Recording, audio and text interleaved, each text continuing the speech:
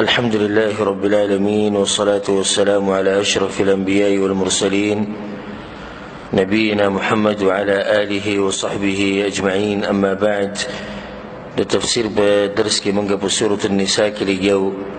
وبسورة النساء كي منغا درس الوختم نمبر آيات رسيدليو او بدي آخرنية كي الله سبحانه وتعالى تيموم مسألة بيانولا چه بكمو حالاتو كي تيموم كول روادي او د تیموم طریقه هغه موږ بیان کړې وه او د تیموم د مسایلو تفصیل چې دی هغه زموږ په درسونو کتاب بلوغ المرام شرحه موږ کړې ده، په هغې کې واورئ. هلته به تاسو ته انشاءالله ښه تفصیل میلاو شي په دې مسایلو باندې. د دې څلوېښتم نمبر آیت نه الله سبحانه تعالی د یهودیانو حال بیانوي. تقریبا 55 نمبر آیت پورې به د یهودیانو بحث کیږي. دغه وجه د کوم قوانین چې الله سبحانه وتعالی بیان کړو نو د دې مخالفت چې نو هغه منافقان او یهودیان هغوی کوي او د الله سبحانه وتعالی په احکامو پورې به هغوی ټوغې کولې، نو ځکه الله سبحانه وتعالی د یهودیانو بحث به کوي. الله سبحانه وتعالی وایي په دې 43 نمبر آیت کې: اعوذ بالله من الشیطان الرجیم بسم الله الرحمن الرحيم ألم تر إلى الذين أوتوا نصيبا من الكتاب آیتنا گوریا کسانو تا چی ورکڑی شوی دا ورطا سیسا دا کتابنا. دیزی کی مراد سوک تی یهودیان دی چی سیسا دا ورکڑی شوی دا کتابنا. يشترون الضلال أخلدوا گمراهی ويريدون أن تضلوا السبيل أولي جتاسو گمراه شیدنی غلارنا. یعنی بخپله خو گمراه دی او د هدایت په بدله کې گمراهی اغستی ده، خدا کوشش هم دی د یهودیانو چې تاسو هم درینې غلارې نه واوړئ او تاسو هم گمراه شئ. والله اعلم باعدائكم او الله ډیر خپوه دی پستاسو او الله ډیر خپوه دی په دشمنانو استاسو. وکفى بالله وليا او کافی دی الله دوست. وکفى بالله نصيرا او کافی دی الله مددگار. یعنی دې خلکو په مقابله کې به ستاسو مرسته چې دغه الله سبحانه وتعالی کوي. که دوی تاسو گمراه کوي، که دوی تاسو د حق دین نه اړوي، الله به ستاسو مرسته کوي، الله به ستاسو سره دوستي کوي. نو الله ولی الذین آمنوا، الله دوست دی د مؤمنانو. خو په هر ځای کې الله سبحانه وتعالی د مؤمنانو حفاظت کوي، خصوصا د هغه مؤمنانو چې هغه حقیقي معنو سره مؤمنان دي او د الله او د الله د پیغمبر په احکامو باندې عمل کوي، نو چرته الله سبحانه وتعالی هغوی نه ضایع کوي. من الذين هادوا، بعض دغه کسانو نه چې یهودیان دي، یحرفون الکلم عن مواضعه، بدلی خبرې د ځایونو خپلونه. کومې خبرې بدلی؟ تورات، یعنی یهودو په خپل تورات کې ډېرې خبرې بدلې کړي، تحریفات یې پکې کړي. او دا مسله موږ سره په سوره بقره کې تیره شوې چې تحریفات دا په دوه قسمه دي، یو تحریف لفظي بل تحریف معنوي. تحریف لفظي دی چې یو ټکی لرکي بل پکې ولیکي، او تحریف معنوي دی چې یو ټکی مراد یو شانی دی چې مراد بل شان اخلي. او د دواړه قسمه تحریفونه د یهودو په خپلو کتابونو کې کړي دي. ويقولون سمعنا وعصينا، او وی چې واورید منګه او نافرمانی کو منګه. واسمع غیر مسمع، او واورت تات دی اوریدل ونکړې شي. عبد الله بن عباس رضی الله عنه وی چې رفاع ابن زید ابن تابوت دا یو یهودی و، او کله چې به رسول صلی الله علیه وسلم د دې سره خبرې کولې، د دې سره خبرې کولې، نه خپل جبه به تا وهله، د دې سره به د الفاظ او معنی بدلولې، او په خپل مجلسونو کې به همیشه پر رسول صلی الله علیه وسلم بدی ردی وي. الله سبحانه وتعالی د آیت نازل کو چې دا یهود خو اولنې مرز په دوی کې داري چې د هدایت په بدله کې گمراهي اغستې ده. دغه شان دوی دا غواړي چې مسلمانان هم د دې حق لارې نه ګمراه شي. بل دا چې بخپل کتاب تورات کې تحریفات کړي، او بل مرض پکې دا و چې کله به دوی ته نصیحت وشو نو دا خبره به وکړي چې مونږ واورېده خو مونږ منو نه، او رسول سم ته به دا خبره کوله واسمع ته زمونږ خبره واوره غیر مسمع ستا خبره دې وانه اورېدی شي. یعنې دا خبره به ورسره په زړه کې وکړه چې ته به زمونږ خبره لازم اوري خو مونږ ستا دا نه اورو، دومره ظالمان. او دا خبره به هم کوله وراینا، او وی دوی ټکې د راینا لفظ دا خبره دا موږ سره په سورة البقره کې تیره شوې ده چې الله سبحانه وتعالی به دې نه منع وکړه. لیا بألسنتهم، په تاوالو د جبو خپلو سره، دې سره به دا جبه داسې تاو کړه نو د هغې مطلب به دا شو چې شپنکې یا د کنځرې وي د هغوی په جبه کې. وطعنا فی الدین، او په بدو ویلو سره په دین کې، مقصد به دا و چې د دین بدي بیانه کړي، د اسلام سپکاوی وکړي. ولو انهم قالوا سمعنا واطعنا، او که چرته ویلی وی دوی چې واورېده منګه او تابعداري کوو منګه، واسمع وانظرنا، او واورته وګوره منګ ته، لکان خیرا لهم واقوم، نو دا به ډېره غوره وه د دوی دپاره او ډېره برابرونکې وه، یعنې ډېره برابرونکې وه دوی لره د الله په دین باندې. که دا خبره دوی کړې وې د دې له لاسه به دوی د الله په دې دین باندې مضبوط شوی وې. او دا د مؤمن شان دی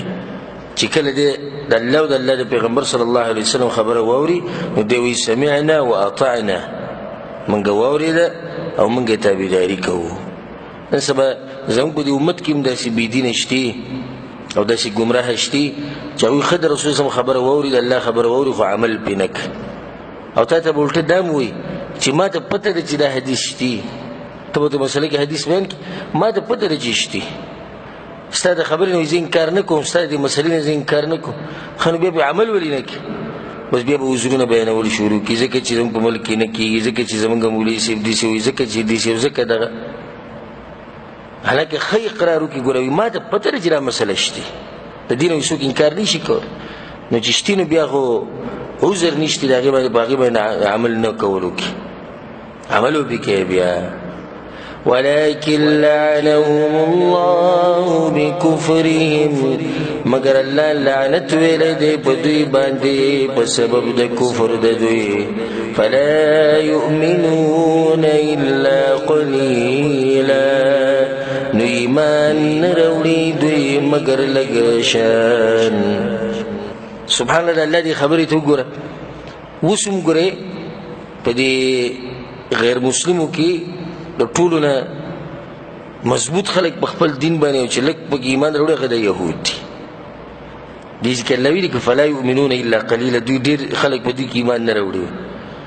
او اوس هم دوی دغه شان دي په دې خپل دین باندې ډېر مضبوط دي او دا خبرې کوي چې الله موږ غوره کړي وو، کله وایي موږ د الله بچي وو، کله وایي موږ د الله ملګري وو. بله دا چې دومره تعصب دی د خلکو سره، دوی دا خبره هم کوي چې زموږ د دین ته څوک نشي راوړی، زموږ د دین ته څوک نشي راوړی دی، دننه کېدی ورته نشي. ولې وایي ځکه چې موږ خاص خلک یو، موږ الله غوره کړي وو د یهودیت لپاره، بهر نه ورته څوک نه پرېږدي. او ځکه د دوی عادت چې دغه لږ دی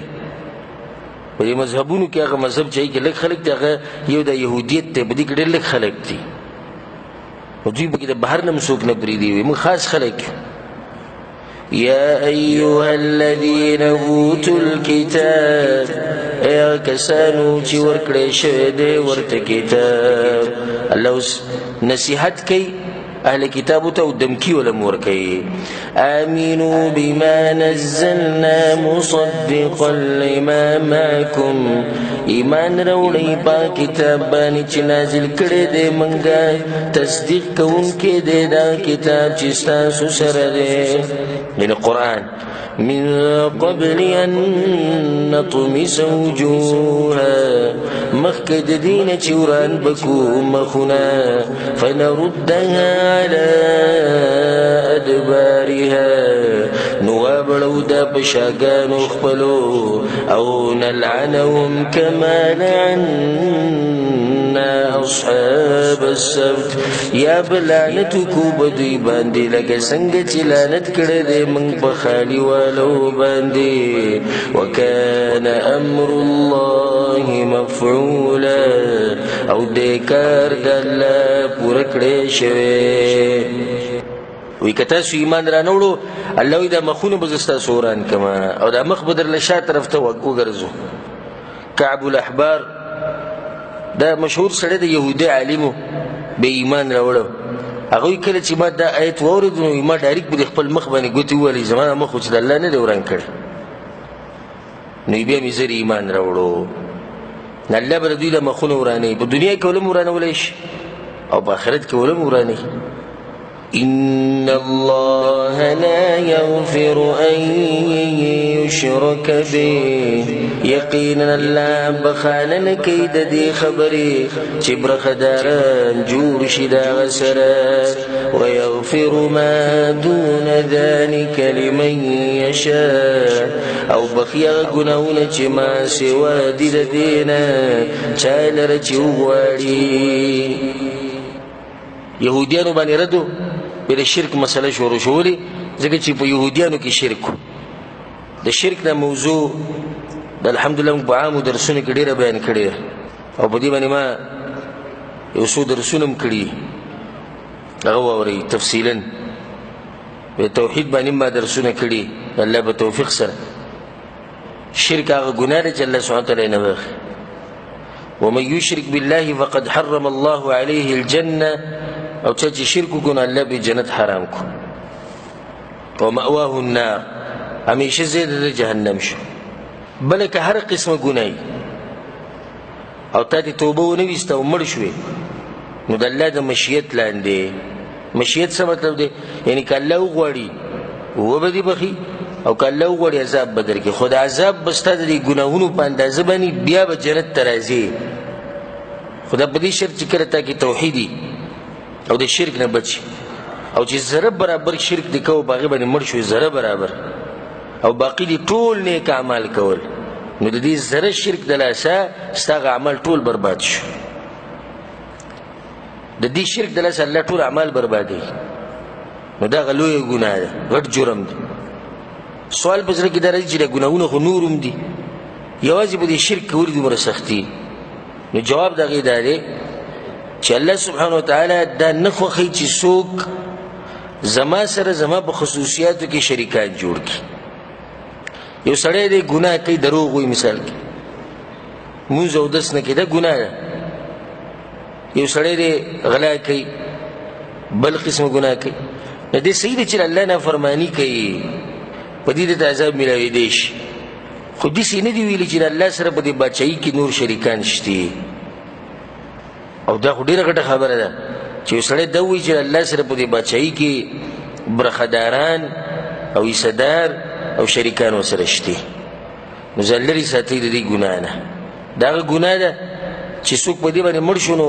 دومره بدبخت دي دغه چې بیا ته د مغفرت هغه سوال هم نشي کولای چې الله ته وبخي ما كان للنبي والذين آمنوا أن يستغفروا للمشركين ولو كانوا أولي قربى الله یې نه د بکار پیغمبر له نه مسلمانانو لره چې هغوی د بخانه وغواړي د مشرکانو لپاره اگر کاغه د دوی خپلي مشرکان د بارو بخانه نه غواړي د سړي پلار په شرک باندې مړ شو د سړي مور په شرک باندې مړ شو د مور پلار تم دي سني شو چې الله دی وبخي او د آیت باغ موقع باندې نازل شو کله چې رسول صلی الله علیه وسلم د خپل تر په ځل کدن کې د غسر خوا کې ناسو ابو طالب سره د اخري وخت پورې وی ته لا اله الا الله او زبد القیامت پورې سپارښت کوم الله به مخکي خود قریش ته مشرکانو د نور مشرانو سره ناسو هغه بو ته دغه خبره کوله خاد عبد المطلب دین پرې ده په اخري عمر کې ځان شرمه نو اخري خبره د ابو طالب د خلین دروته چې عبد المطلب په دین باندې یم او دغه سره مړ شو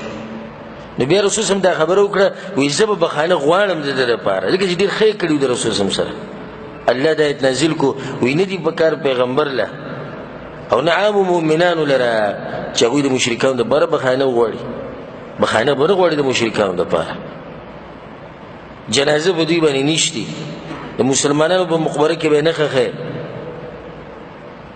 مسلمانانو په مقبره کې به نه خخه نه دا سم معمولی جرم نه دی غټ جرم دی غټه ګناه ده او غټ دعوت دی چې انسان کوشش وکړي چې د خلکو د عقیدې برابر شي ته به یو سړي پورې نښتې چې مونځ کوه 5 ټیمه اول خو دې دا ته پوښتنه وکړي چې دا عقیده څنګه ده صحیح ده مونځ 5 ټیمه شروع کړي خو دې درګاهونو لځي دې دربارونو لځي در باباګانو سره عقیدې تړلې لوی ځوان سره دا عقیده ده پیغمبر د الله سره شریک کړی دی ملایکو سره دا عقیدې دي نو چې دا عقیدې د شرکیه عقیدې لکه دې 15 وخته مونځ سره د تهجد سره د صدقات او د جهادونو سره د هر شي خو د عمل الله سبحانه وتعالى نه قبلې ناول بوله بنیاد صحیح دعوت چې شروع کې د کوم ځای نه شروع کې د توحید نه او ان شاء الله تفسیر په درسونو کې به تاسو واورئ په روان درسونو کې چې الله سبحانه وتعالى د نور پیغمبرانو قصې بیانوي نه هر پیغمبر د قصې په اوله کې الله وی دغه پیغمبر خپل قوم ته ویلو چې ای قومه بندگی یوازې د الله کوي د بل چا نه کوي دا بنیاد دی چې بنیاد غلطي به په لپاسه چې کوم آبادی ده هم کمزوري بیرولي نو چې سړی لاندې بنیاد نه جوړ کړی لګي دیوالونه ویو کړکۍ به کې لګي دروازې لګي د دې څه مطلب شو دا خو بیرولي یو سورې زیبات نو دا بنیادی مسله دعوت چې شروع کې د کوم ځای نه شروع کې توحید نه د عقیدې نه به شروع کې ډېر خلک موږ په دې خپه شي مړوي د دې وابیانو بل څه کار نشته خو دغه خبرې کې به درس کې شرک او توحید او شرک او توحید دغه وجه دا چې دا خبرې موږ په دې ډېرې کو موږ وایو چې د عوام ک نور سنی خو چې سباله کمړ شي نه چې دې خو ته ویل شي چې الله دې وبخي ځکه چې سړی په توحید باندې مړ شو نو د الله نه خو بیا هم دا ګمان ساتلی شو دا امید ساتلی شو چې الله به یې وبخي جنت ته به بوځي خو چې سړی په شرک مړ شي دا امید به وساتي بیا خبره ختمه شو نو دې ځکه الله وایي چې زه چېرته دا خبره نه بخم چاته چې ما سره شریکان جوړ کړي او د شرک نه علاوه چې کومه ګناه ده لکه زه یې غواړم وایي زه یې بخلی شم او به شرک په 2 قسمه دی ما یې تفصیل ذکر کړی دی په عامو درسونو کې یو شرک اکبر دی او بل شرک اصغر ده او د هر قسم شرک نه بځان لري ساتي ومن يشرك بالله او چاچی شرک کو د الله سره فقد افترى اثما عظيما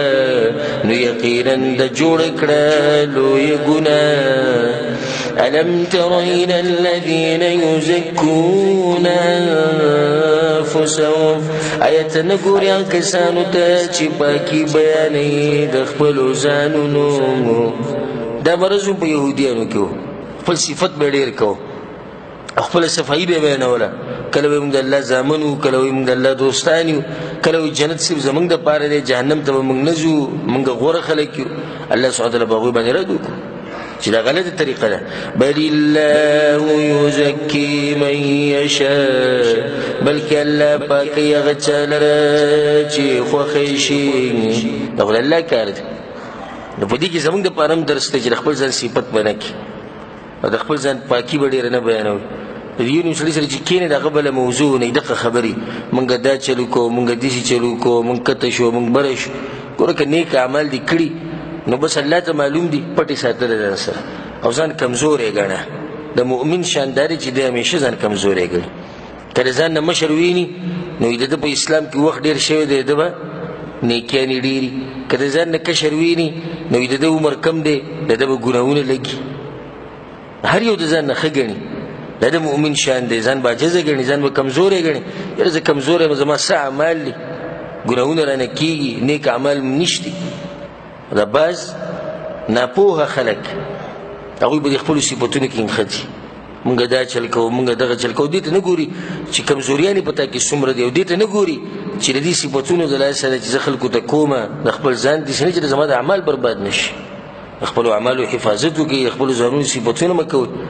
په دې کې دا خبره هم دننه راله چې یو قوم لګي د خپل ځان صفت کې لکه موږ پښتانه داسې او موږ پښتانه کته او بره او په نورو قومونو پورې سړی خاندي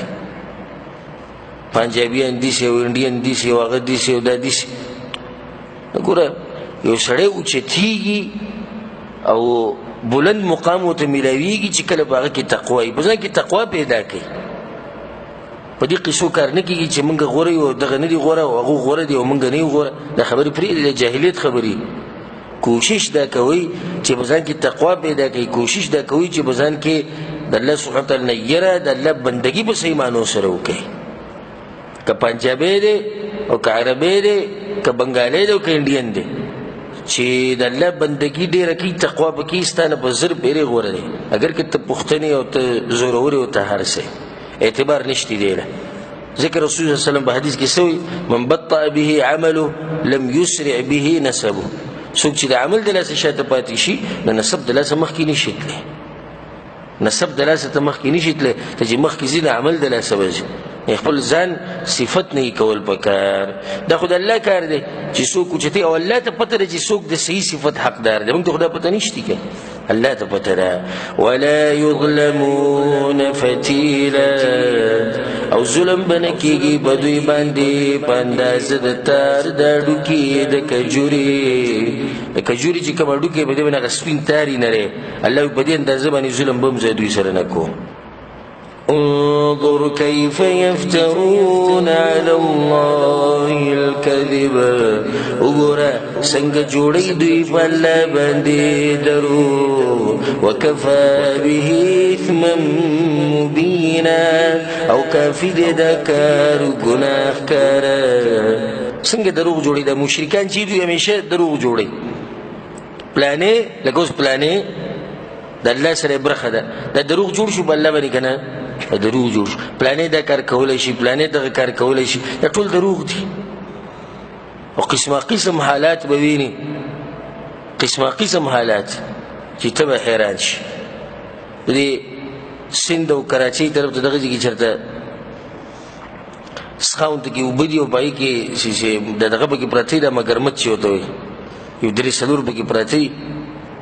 او دا خلک راځي دغه اوبه څکي او په ځان یې اړوي د څښه اوبه. خولې وایي دا اوبه ګرمې دي، دا قدرتي دي چې ګرمې دي، په دې کې کمال دی. ښه دا چې پکې دننه پراته دي دا مګرمچ چې ورته وایي او دا شینې وینې پکې پراته دي، دا ستا څه لپاره وي؟ نو دا یو بابا یاد کړي وایي دا د هغه واسکټ سپږې وي، وایي دغه سپږې پرتې دي. نو دا خو سم چې د ګنده انسان و چې دا بلاګانې دغه سپږې وي چې نور بله دغه څه حال سپږې په دې حال دي. او دا خلک روان دي او لکه دا سوچ هم نشي چې دا مونږ څه کوو څه نه کوو. دغه شان هغه یو ځای کې چې دی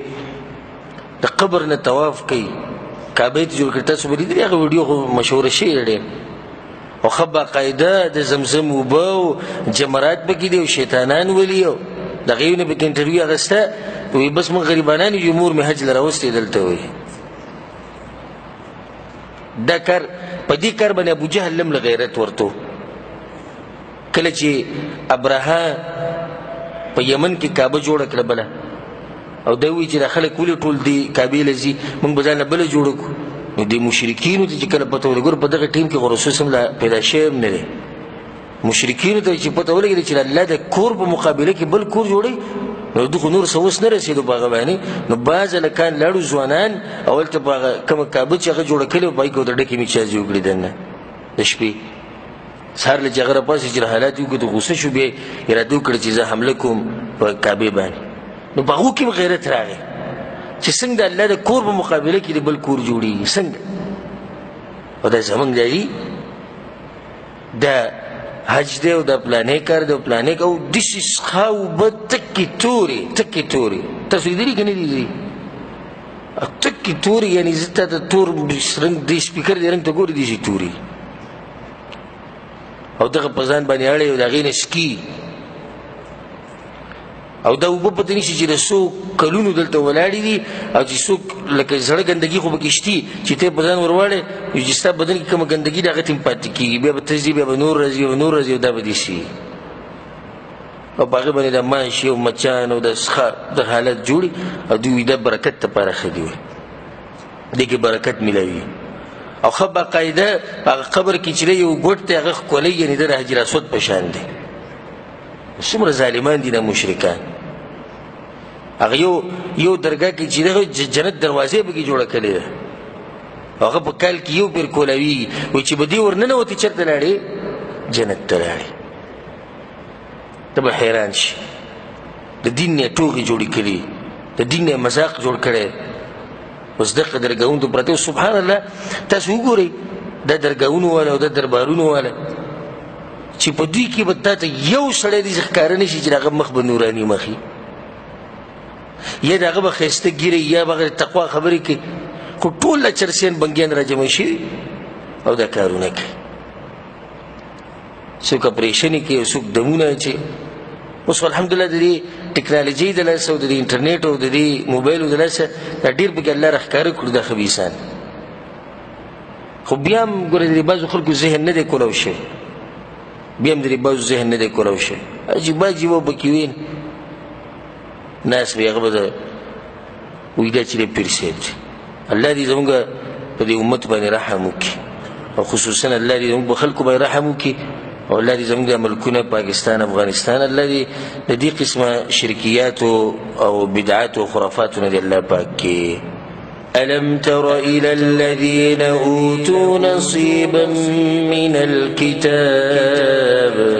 آیت نګوري هغه کسانو ته چې ورکړی شوي د ورته صحیح د کتاب نه یهود دي یؤمنون بالجبت والطاغوت ایمان لري په کوډو منترو او په شیطان باندې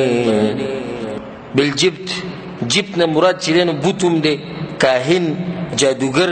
کوډې منتر دی د عربۍ کې جبت وایي طاغوت شیطان یعنی هر هغه شی چې د الله نه علاوه بندګي کیږي هغه څه دی هغه طاغوت دی د دې آیت نازلېدو سبب دا دی چې د مدینې نه څه یهودیان مشر د هغوی کعب بن اشرف و کعب بن اشرف یهودي دوی لاړو مکې ته مکې ته چې کله ورسېدو نو د قریشو سره کېناستو د مسلمانانو په خلاف د جنګ خبره روانه کړه چې د مسلمانانو سره به جنګ څنګه کوو دوی سره به څه کوو څه به نه کوو نو دې مشرکینو ته ووایي د مکې مشرکینو وایي تاسو هم اهل کتاب یې هغه هم اهل کتاب دي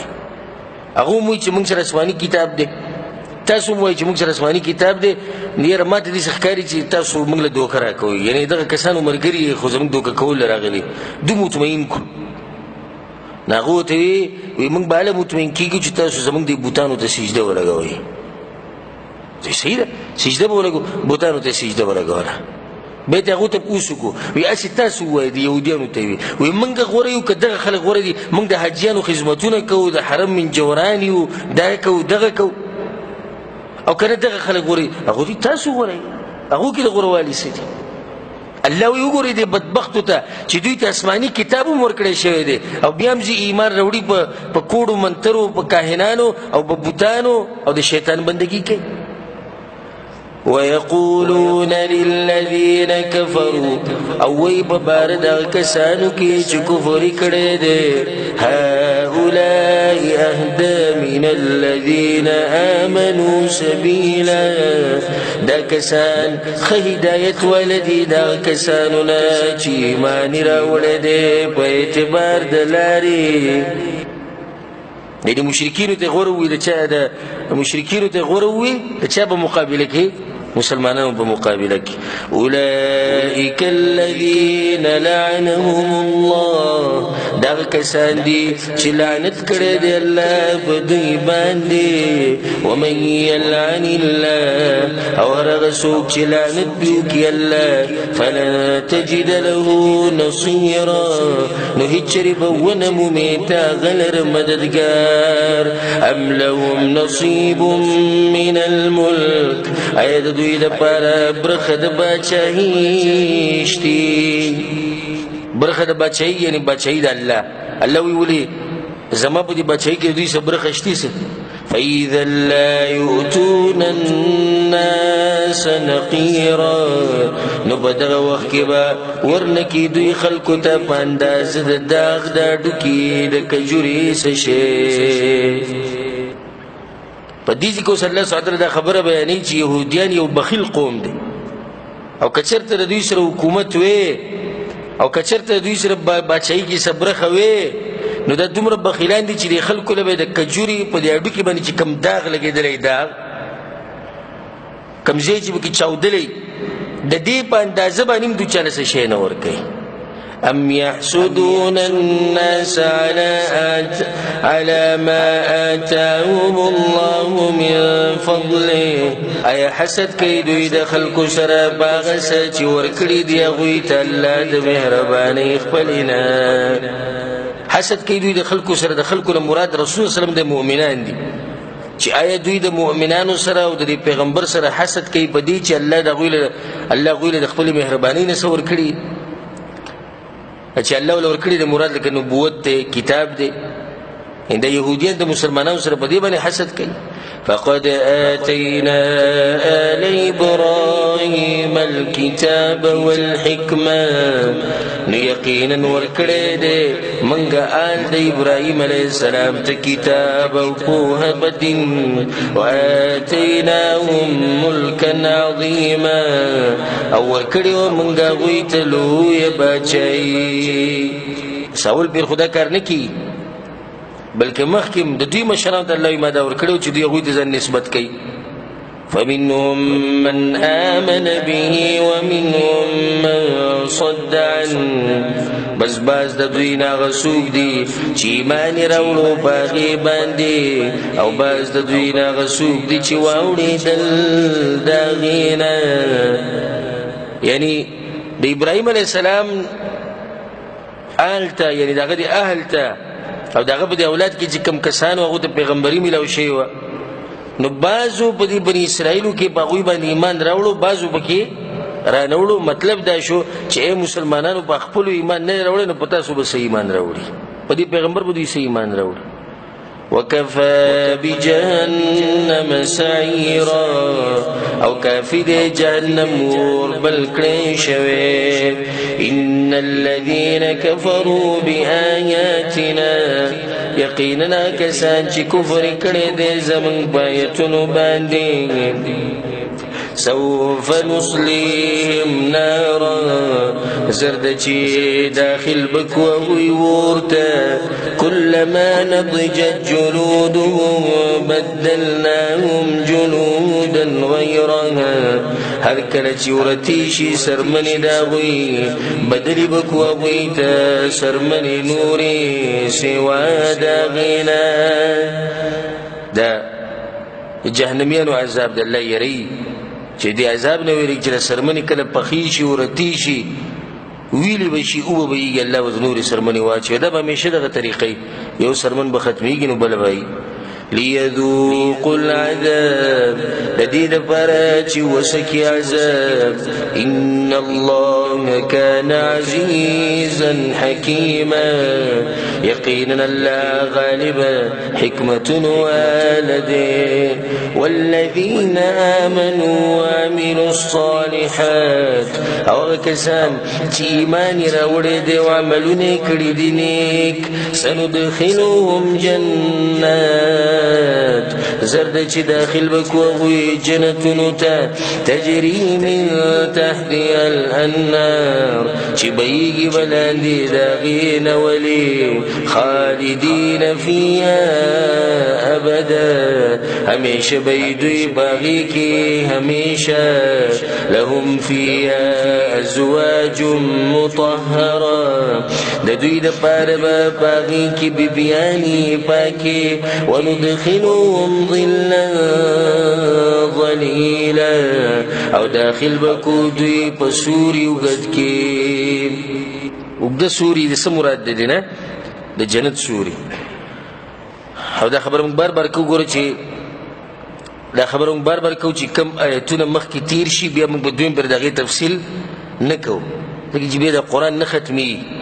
چې موږ هر آیت سره په مخ ودري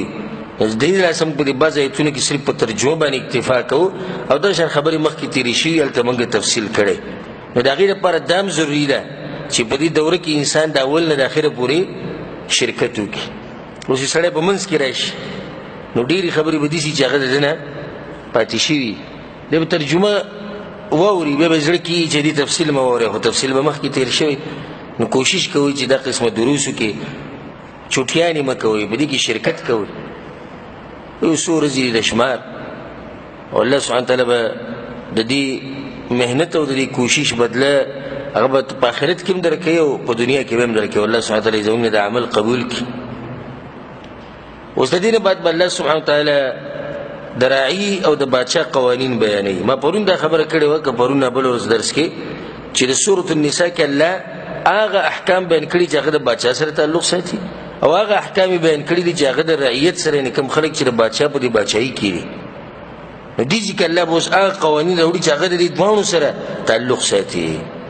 إن الله يأمركم أن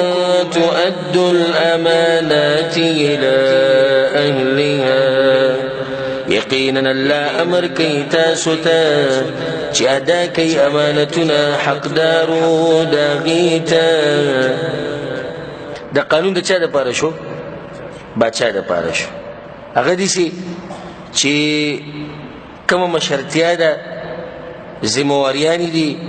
امانتونه مراد لکه قضاوت شو، باچایي، امامت شو، نور عهدې شوې، د هغه کسانو ته ورکوي چې هغوی د دې ذي حقداري. او امام ابن کثیر رحمه الله وی چې دې کې هر قسم امانت داخل له دغه به کې داخل له کوم چې د باچا سره تعلق ساتي، دغه شان د الله حقوق به کوم داخل له دم یو امانت دی، دا زموږ سره امانت دی، لکه مونځ، زکات، روژه، نور عبادتونه شو. نو دا حقوق چې کوم په موږ باندې دم یو امانت دی، پوره کول غواړي او ادا کول غواړي. د بندګانو حقونه چې دي دم یو سړی تا سره امانت کړي، د امانت به واپس غزي ته رسې. دلته مراد ټول امانتونه دي چې دا خپل اهل ته به ورکوي چې څوک د دې حقدار دي. وإذا حكمتم بين الناس، او کله چې تاسو فیصله کوئ په منځ د خلکو کې، ان تحكموا بالعدل، فیصله وکئ په انصاف سره. که د خلکو منځ کې فیصلې کوئ نو فیصلې به د انصاف سره کوئ. دا حکم د مشرانو ته دی چې د کومو بلاسو کې د کومو بلاسونو کې دا مسله ده، څوک د بسیدر شي فیصله دوړي نو انصاف سره به فیصلې کوي. انصاف او عدل سره الله سبحانه وتعالی یو ملک قائم او دائم لري. ځکه شیخ الاسلام ابن تیمیه رحمه الله وی ډېر د کافرانو ملکونه به ته ویني چې هغوی به قایم وي او دغه ملکونه به د ډېر وخت پورې د باچایي، د عدل او د انصاف د لاسه، او ډېر ملکونه به د مسلمانانو ویني چې الله د هغوی نه هغه باچایي واخلي د ظلم د لاسه. نو په انصاف سره ستا ملک کې به امني، په معاشره کې به امني چې کله انصاف او د انصاف او عدل سره باچایي پاتې کېږي او د ظلم سره الله سبحانه وتعالی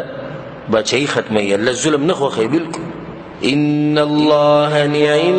ما يعظكم به، یقینا الله خدای غشي چې نصیحت کوي تاسو ته په هغې سره. إن الله كان سميعا بصيرا، یقینا الله اوریدونکی او لیدونکی دی.